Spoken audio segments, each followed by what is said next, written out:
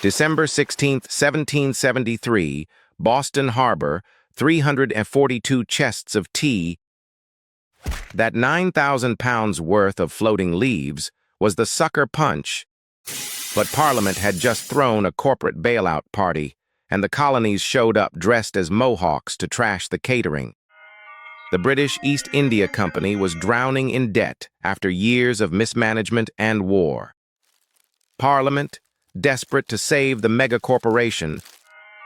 This wasn't a tax hike, it was a tax cut. The act let the company sell tea directly to colonial shops. The price of tea actually dropped. Wrong.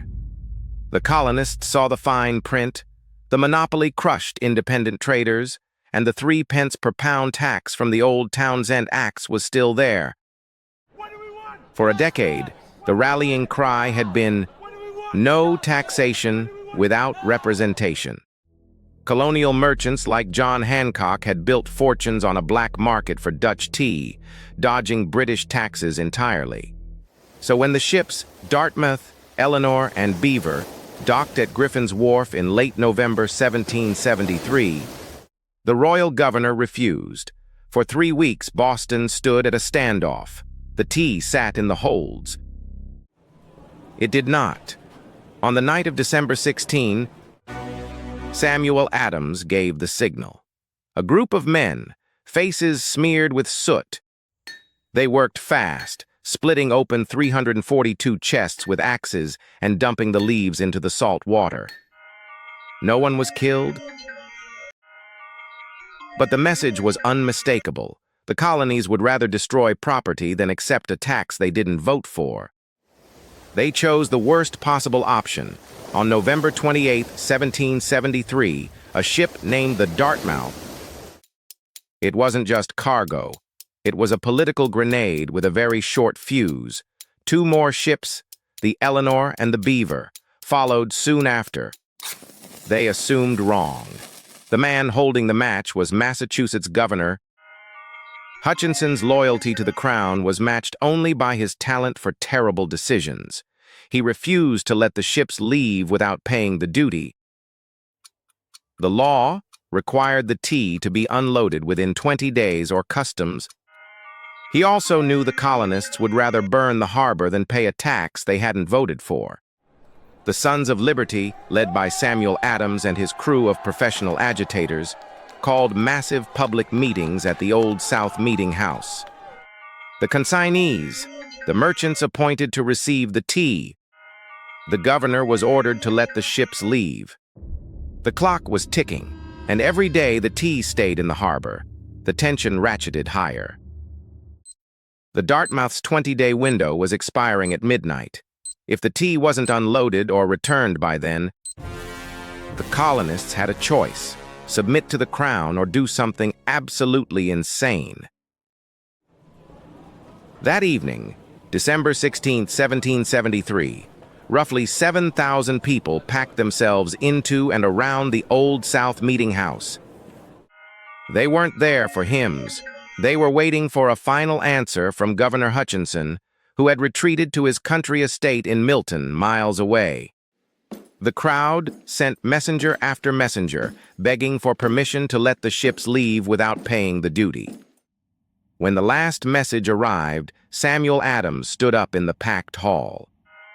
Adams reportedly spoke a single sentence: "This meeting can do nothing more to save the country." The crowd erupted. Outside, a group of roughly 100 to 150 men had been waiting, their faces darkened with soot and burned cork. It was political theater at its finest, a symbolic rejection of British identity. They were making a statement.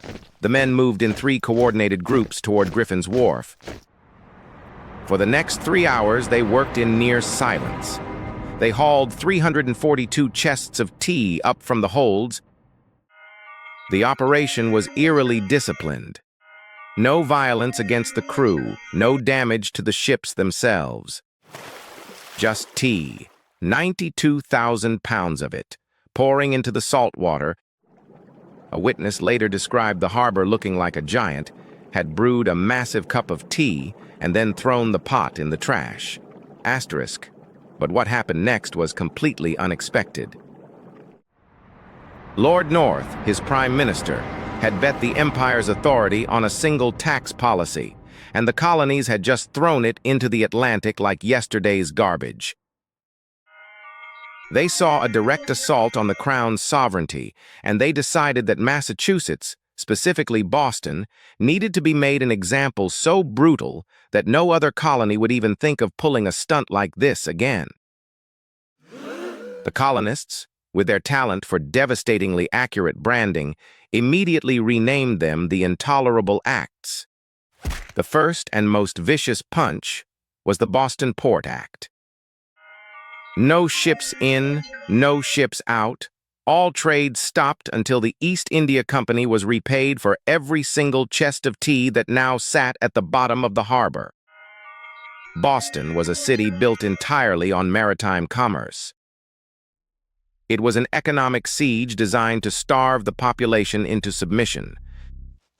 It simply erased the colony's charter. Town meetings, the bedrock of New England democracy. The royal governor, General Thomas Gage, was handed absolute power to appoint and remove every official in the colony. Massachusetts went from a semi-self-governing entity. The Administration of Justice Act was the final middle finger. It allowed any royal official accused of a crime in the colonies to be shipped back to Britain for trial. Think about that logic. If a British soldier shot a colonist in the street, he could simply board a ship, sail home, and face a friendly jury that would probably give him a medal. Colonial courts, where justice might actually be served, were rendered completely useless.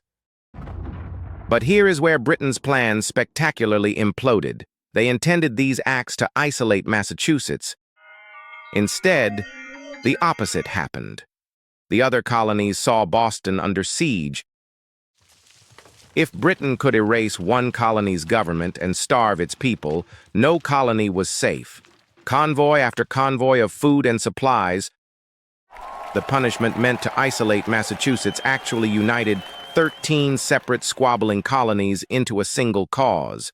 By September 1774, delegates from 12 colonies gathered in Philadelphia for the First Continental Congress. And by April 19, 1775, the first shots rang out at Lexington and Concord. Here is the irony, and it is so thick you could spread it on a scone. Britain passed the Tea Act to save the British East India Company a discount, a corporate bailout disguised as a bargain. And that single, well-intentioned piece of legislation triggered a revolution that cost the British Empire its most valuable colonies, its global prestige, and a whole lot of future tax revenue. The man who once ruled over a quarter of the globe lost 13 colonies, a massive chunk of his economy, and the reputation that the British military was invincible. Spain got Florida back, the Netherlands got trade rights, and Britain got a massive bill for a war it had just lost. The empire that had tried to teach the colonies a lesson. And what about the British East India Company, the massive corporation that started this whole mess? It survived the war. It even kept trading tea, opium, and spices. But the rot was already there. The company's monopoly was stripped away in 1813. The corporation that had triggered the birth of a nation collapsed into history, outlived by the very country its tea had helped create. The East India Company is a footnote. The Boston Tea Party itself became a permanent symbol of American defiance. Every generation since has invoked it when they felt the government was overstepping. Civil rights activists used it as a template for nonviolent resistance. Even modern politicians from both sides of the aisle.